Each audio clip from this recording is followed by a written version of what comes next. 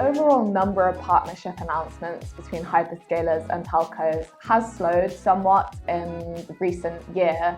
What has been interesting is that we've started to see the existing partnerships mature a little bit more.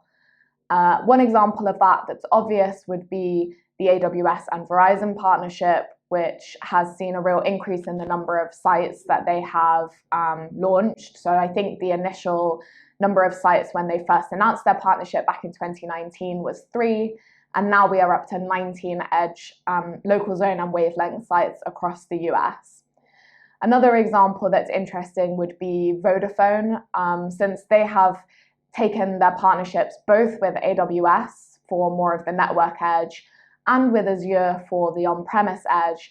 And they've announced a developer program which helps application developers to engage, learn more about, and consume their edge locations.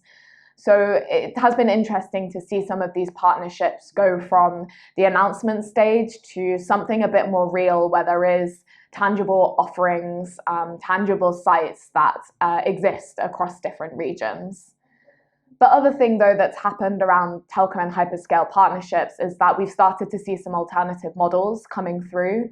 So one that's interesting to note would be the Atlas Edge venture, which is still relatively early, but is a joint venture between O2 and Digital Bridge.